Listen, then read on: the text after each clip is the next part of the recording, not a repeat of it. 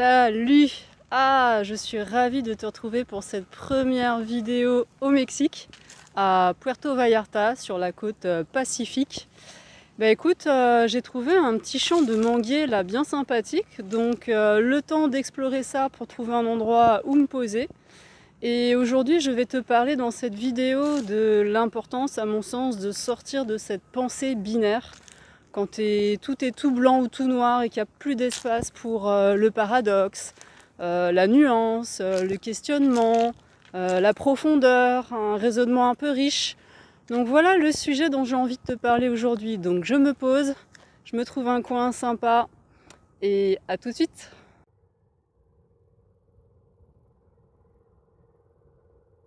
Et ben voilà, je me suis trouvé un petit endroit tranquillou là, sous le manguier.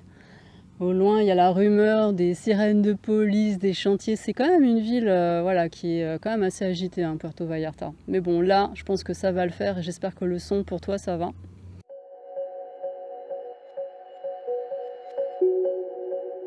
Je suis Karine Lépouchard, je suis thérapeute énergéticienne et enseignante indépendante. Aujourd'hui, j'ai envie de te parler de pensée binaire versus pensée profonde, questionnement riche, paradoxe, nuance, vivant, humain.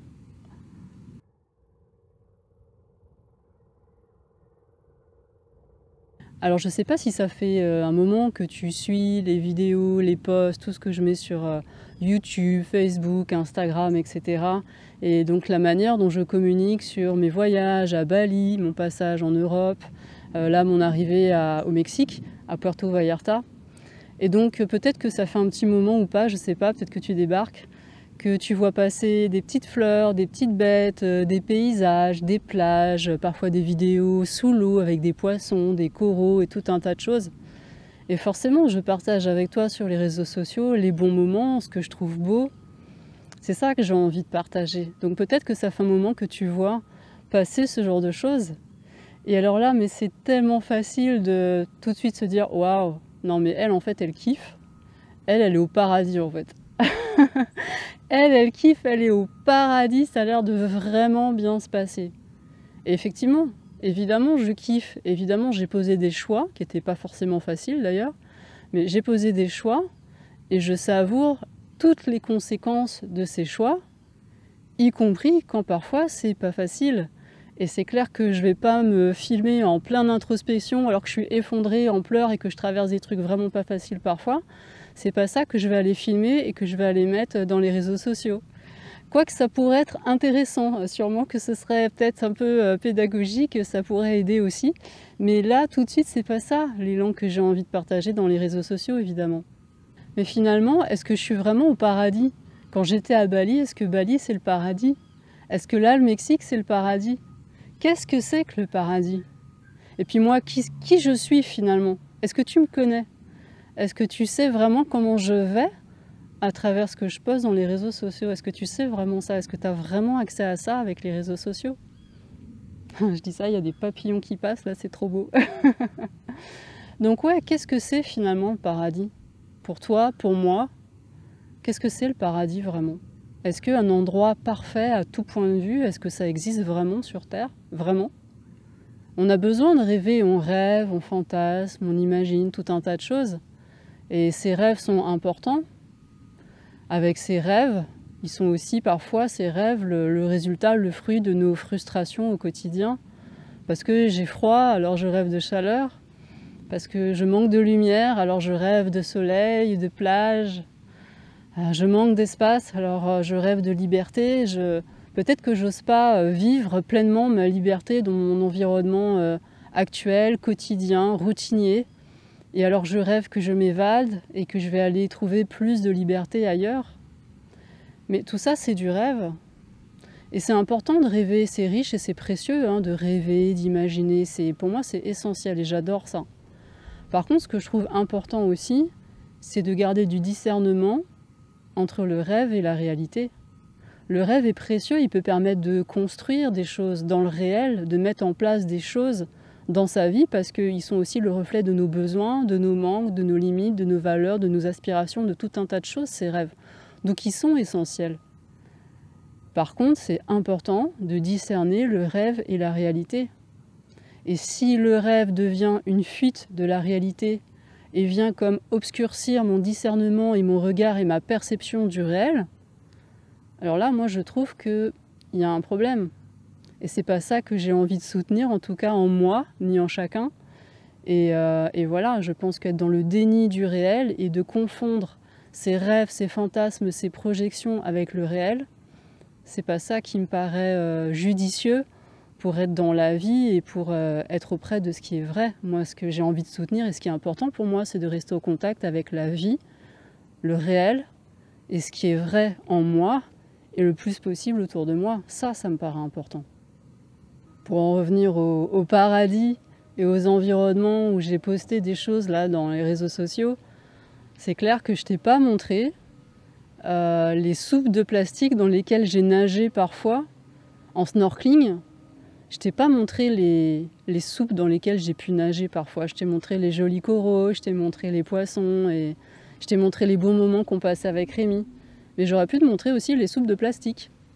J'aurais pu te montrer les déchets qui flottent comme ça. J'aurais pu te montrer les balades au bord des rivières, au bord des chemins avec tous ces plastiques qui jonchent tellement d'endroits à Bali malheureusement aussi. Il y a plein d'aspects, et ça c'est un exemple, mais il y aurait plein d'autres aspects. Là je te parle du plastique parce que c'est le premier truc auquel je pense, mais il y aura tellement de choses dont on pourrait parler. Non, Bali, c'est pas un endroit parfait, mais un endroit parfait, c'est partout et c'est nulle part. Ça n'existe pas et en même temps c'est partout. Ça dépend de ce que tu cherches, de tes attentes, de tes besoins, de ton regard, de ta personnalité, de ta sensibilité. Là au Mexique, je pourrais te montrer les barreaux aux fenêtres, les barbelés autour des terrains des personnes et des différentes maisons, la manière dont les gens vivent enfermés. Certaines personnes vivent enfermées pour protéger leurs biens parce qu'effectivement il y a une insécurité sociale, économique. On pourrait parler de plein de choses et de plein d'aspects, mais ça ne fait pas du Mexique un mauvais endroit. C'est un des tout petits aspects de ce que c'est que de vivre ici pour l'instant. Et moi je viens d'arriver, donc je prétends pas en quelques jours savoir ce que c'est que de vivre au Mexique et là te l'expliquer. Et tu vois, c'est ça qui me paraît important, c'est de garder en tête, de garder dans son regard la compréhension et la sagesse de dire ok, tout ce que je vois c'est une toute petite partie de la réalité. L'univers, la vie, un environnement, mais c'est hyper riche, c'est complexe. Il y a tellement d'aspects, il y a tellement de paramètres. Donc moi, ce que je vais voir de Bali, de l'Europe ou du Mexique, mais c'est tellement différent que ce que toi tu vas voir, déjà si toi tu y vas directement, tu auras probablement un regard mais tellement différent parce que toi et moi on est différents, on n'a pas la même sensibilité, on ne va pas porter notre attention sur les mêmes choses, on ne va pas aimer les mêmes choses ou être gêné par les mêmes choses. Et donc tu vois, il y a déjà ce que tu vas percevoir toi à travers les réseaux sociaux, qui est tellement parcellaire, qui est tellement une toute petite chose, un tout petit angle de la réalité. Et après, il y a toi, si tu vas réellement sur place, comment toi tu vas vivre les choses. Tu vois, donc c'est tellement facile à partir d'un média, que ce soit un réseau social ou n'importe quel média, de croire que ce média nous donne une forme de réalité et dire voilà, ça c'est la réalité. Mais non, ça n'existe pas, c'est pas possible. Un média, il prend une toute petite partie de la réalité qu'il a choisie en fonction de ses valeurs, du message qu'il cherche à faire passer, des intérêts qu'il défend, qu'il porte et de tout un tas de choses. Et donc il a choisi cette information parmi des milliers et des millions d'autres, et en plus il va la présenter d'une certaine manière. Et chacun va recevoir ces informations après, avec aussi ses propres valeurs, ses propres croyances, ses propres déformations, ses propres distorsions. Et donc l'objectivité déjà dans les médias et dans les réseaux sociaux, ça n'existe pas. Une forme de quelque chose de global et de complet et d'objectif, ça n'existe pas. Et après, soi-même le recevoir de manière pure et objective et sans aucune distorsion, ça n'existe pas non plus.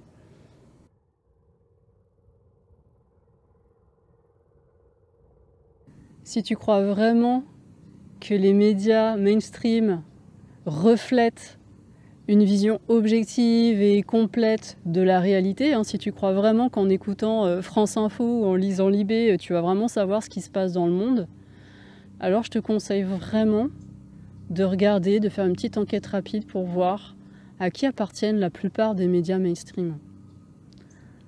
qui les finance, à qui ils appartiennent.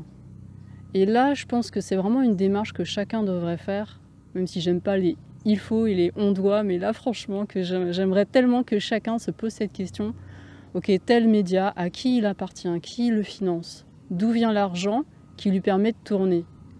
Et donc forcément, quand on est financé, quand on appartient à certaines personnes, à certains groupes de personnes, on défend certains intérêts. La parole n'est pas libre dans les médias. Ça aussi, je pense que c'est important à bien comprendre. La voix, la parole, l'expression des médias n'est absolument pas libre. Les journalistes ne sont pas libres.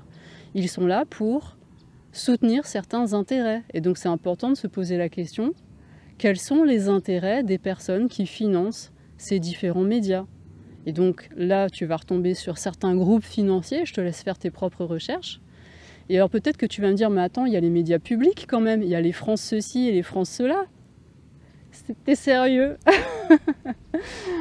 Franchement, l'État. Est-ce que tu crois encore vraiment que l'État français et tellement d'États dans le monde ont encore vraiment ont leur souveraineté? Juste une petite question. Est-ce que tu penses vraiment qu'il y a encore un pouvoir législatif en France? Vraiment, est-ce que tu penses que le pouvoir législatif, il a une réelle liberté, une réelle autonomie? Et je parle même pas du pouvoir judiciaire. Le pouvoir judiciaire, mais il est tellement entravé, il y a tellement de dysfonctionnements par le manque de moyens, par la corruption. Donc franchement, si tu regardes bien, les décisions sont prises par le pouvoir exécutif. On en revient au gouvernement, on revient à notre cher chef d'État. Mais franchement, avant 2016, tu le connaissais, toi, Macron? Est-ce que tu sais quel est son parcours? Est-ce que tu sais ce qu'il a fait avant d'être président et avant d'être candidat au présidentiel en 2016? Tu le connaissais, toi? Vraiment, je t'invite à regarder d'où il vient, comment il a financé sa campagne, quels étaient ses appuis et quels sont les intérêts qu'il sert. Et là, tu vas voir que la boucle est bouclée. Quand tu regardes d'où viennent des personnes comme Macron et les personnes qui sont dans les gouvernements, quels sont les intérêts, les copinages, les réseaux, quels sont les intérêts qu'ils servent réellement. Et ça se voit à travers les décisions qu'ils prennent, de toute façon. Quand tu regardes ça vraiment bien en face et que tu regardes à qui appartiennent les médias qui ne sont pas des médias publics, tu vas voir que la boucle, elle est bouclée en fait. Tu vas voir où est réellement le pouvoir. Et tu vas voir que l'information qui vient à travers ces médias, mais elle est tout sauf objective. Elle est orientée. Évidemment que c'est orienté, mais il n'y a rien d'objectif là-dedans. Et ça, vraiment, c'est hyper important à voir. C'est-à-dire qu'on parle de médias ou qu'on parle de réseau social, quel que soit le média, quel que soit le canal par lequel arrive finalement l'information, est-ce que c'est vraiment possible d'avoir accès à une vision objective, authentique, pure du monde tel qu'il est? Bon, tu sais quelle est ma réponse et je te laisse pour toi regarder comment tu as envie de répondre à cette question. Mais je pense que c'est vraiment une question qui est essentielle. C'est hyper important d'avoir conscience de ça pour prendre du recul et de revenir au réel. Et le réel, c'est quoi? C'est ton monde à toi. C'est ton monde à toi tel que toi, tu le conçois à travers ton expérience directe, tes sens. C'est sortir des écrans, sortir des pensées toutes faites et regarder autour de toi ce qui se passe en fait. Comment les gens vivent, comment toi tu vis, comment tu te sens, quels sont les faits et quelles sont tes expériences directes à toi. Donc, si tu as envie d'explorer le monde, mais fais-le toi. Vas-y, fais-toi plaisir. Mais passer à travers l'expérience de l'autre, ce sera jamais la même chose et tu n'auras jamais accès à quoi que ce soit de réel. Tu auras accès à tes propres filtres et des filtres de l'autre, mais tu n'auras pas accès à comment c'est Bali, comment c'est tel ou tel endroit, ou tu n'auras accès à rien de réel en fait. Parce que la seule réalité, c'est toi, ce que tu vis, ce que tu ressens, ce que tu perçois dans ton corps, à travers ta personnalité, avec les mémoires que tu portes, avec qui tu es. Et pour moi, il n'y a rien de plus intéressant, rien de plus joyeux et rien de plus passionnant que d'explorer ça. D'explorer la réalité, le réel, la matière, le monde, la vie, à travers qui je suis. Et c'est vraiment ça que j'ai envie de te soutenir à faire, d'explorer ta propre vie à travers qui tu es. Donc en étant dans ton corps, en étant dans ta respiration, à travers ce que tu sens, à travers ce que tu vois, à travers ce que tu entends, Et là, le monde, mais il est tellement riche, il est tellement passionnant, il y a tellement de paradoxes. C'est ça aussi qu'on découvre quand on fait ces introspections, quand on explore à l'intérieur de soi comment on vit en conscience telle ou telle chose. Waouh, mais en fait, à la fois je ressens telle chose et en même temps il me semble que je ressens son contraire. Il y a des paradoxes, il y a de la nuance, il y a de la richesse, il y a de la vie et parfois on est surpris. Parfois on est vraiment surpris de ce qu'on découvre en soi. Parce qu'on ne pensait pas qu'on pensait ça ou qu'on ressentait ça, ou que c'était si intense, ou des fois on est surpris, on se dit ah mais finalement ça va, je me faisais tout un monde, tout un pataquès d'un truc et finalement en fait ça va. En fait ça va. Et voilà, et donc parfois on est surpris, parfois c'est contradictoire, et c'est ça qui est riche. Et l'humain, la vie, mais c'est super riche, c'est décoiffant. Et le mental ego, lui, il aime bien mettre des étiquettes parce que c'est rassurant. Ça sécurise. Alors tout est bien rangé, alors ça c'est bien, ça c'est mal, ça fonctionne, ça fonctionne pas. Et puis on se raccroche à des autorités extérieures pour dire bon ben un tel a dit ça, donc ça doit être vrai parce que lui il sait, lui il est compétent. Mais ouais, mais non en fait. On peut entendre des avis d'autorités, de gens qui sont des experts, ça n'empêche pas d'écouter ce qu'ils disent. Mais si ce qu'ils disent, ça devient en contradiction avec mon expérience directe, avec ce que mon corps me dit, avec ce que je ressens, alors là, qu'est-ce que je fais? Qui j'écoute alors? Est-ce que je vais continuer à écouter des autorités extérieures, les médias, ou est-ce que je vais écouter mon corps? Est-ce que je vais prendre soin de mon ressenti, de ce que mon corps me dit?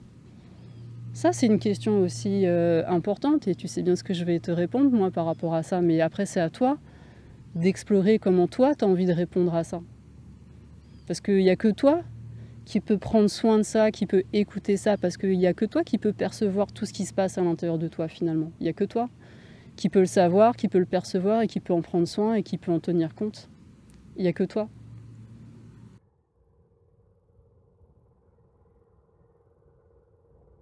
Alors franchement, quand on écoute tout un tas de médias en ce moment, quand on regarde sur les réseaux sociaux, les posts des uns des autres, les choses qui sont partagées en boucle, etc., on peut avoir la sensation que, alors il y a les gens bien, ceux qui sont vaccinés, qui respectent les règles, qui tiennent compte des autres, qui sont dans une forme de fraternité républicaine comme ça. Alors voilà, il y a les gens bien qui sont vaccinés, et puis il y a les autres qui sont des égoïstes, qui sont des complotistes, qui ont complètement perdu la carte, qui n'ont rien à faire des autres, voilà, qui vivent leur vie de manière inconséquente. Hein, les anti-vax complotistes. Voilà, c'est soit tu es dans un camp, soit tu es dans l'autre.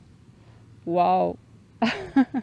Et puis alors, vu de l'autre côté, hein, si on reste dans ce truc complètement binaire, alors il y a les moutons, ceux qui ont vraiment rien compris à rien, qui se font complètement avoir, qui vont mourir du vaccin parce que le vaccin c'est la catastrophe, et qui vont se faire complètement balayer par le vaccin tôt ou tard, et qui sont condamnés parce qu'ils ont accepté le vaccin.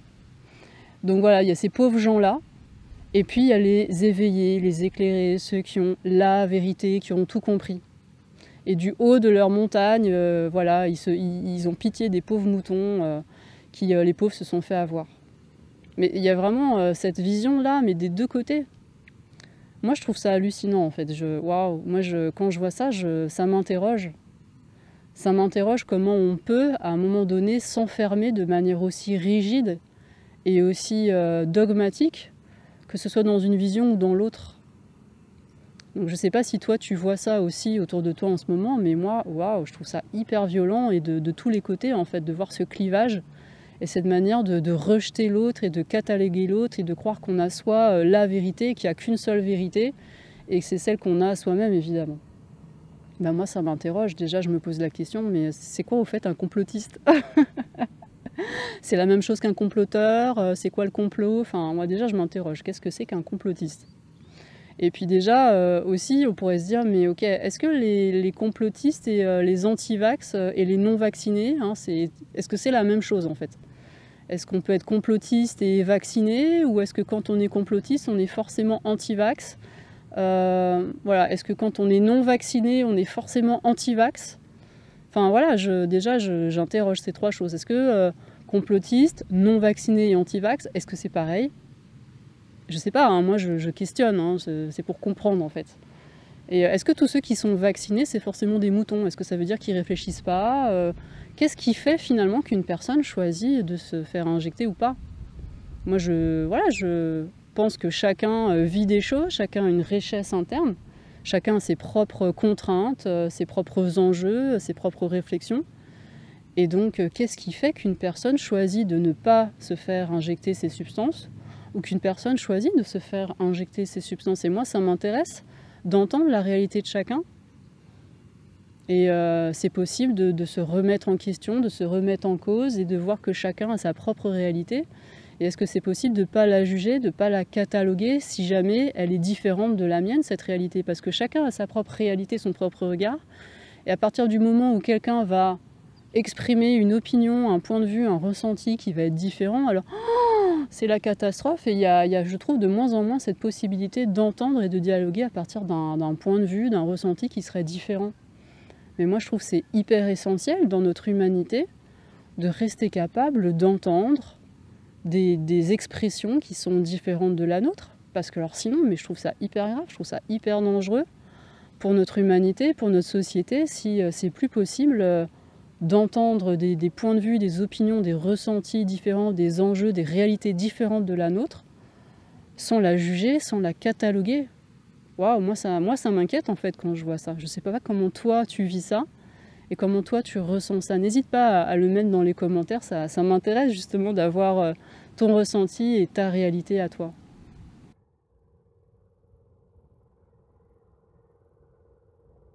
Voilà, alors une fois de plus, j'ai vraiment envie de t'inviter à travers cette vidéo à oser sortir de cette pensée binaire, de ces étiquettes trop rapides.